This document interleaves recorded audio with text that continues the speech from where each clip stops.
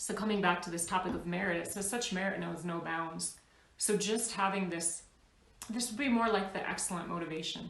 You know, whenever we start talking about bodhicitta and people don't really know what bodhicitta is, and then what Rinpoche normally says then is, well, just have an excellent motivation, whatever you think excellent motivation is.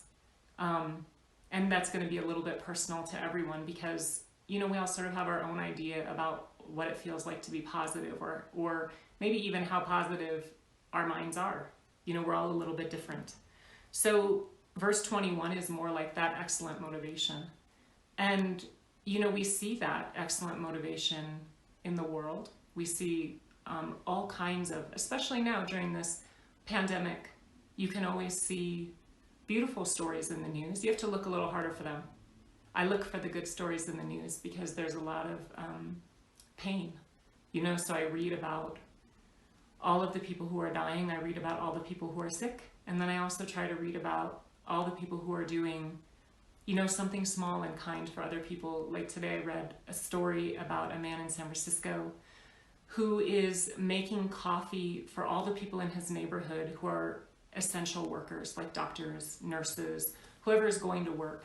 And the people in his neighborhood walk by his kitchen window in the morning and he makes them pour over coffees, and he hands them out the window using a gorilla arm to, to keep the social distancing. And he's he owns a tech company, but had always wanted to own a coffee shop. He's like a aficionado. So for him, this is something that he can do to make other people happy. And he is making them happy. They seem to look forward to going to get coffee every morning and chat with him at the window. When Rinpoche and I first came to the States, when we started teaching Dharma, I got a lot of questions about this.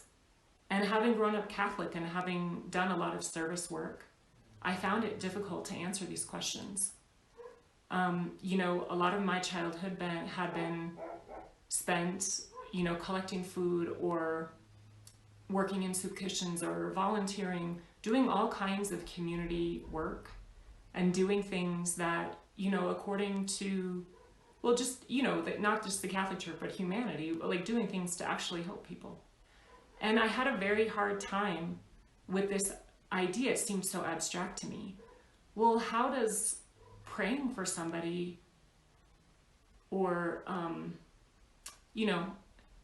I guess I didn't really understand what bodhicitta was then. So how does praying or wishing for someone suffering to be relieved, how does that help them as much as going out and doing something?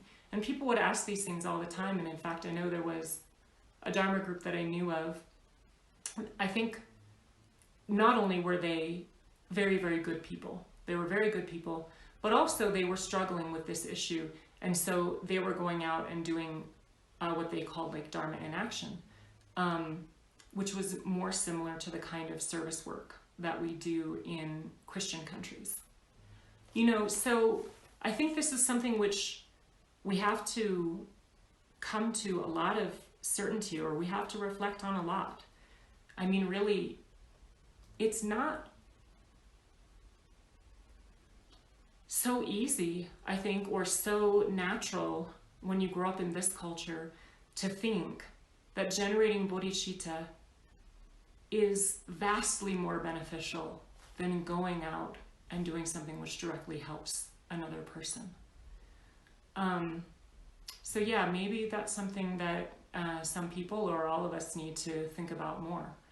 Until I started talking about this topic, I haven't reflected on it for a long time. But in verse number 21, if we raise that kindly generosity to the level of generating bodhicitta and then having the wish to soothe the headache, we're doing something which helps somebody, and then we're also bringing in this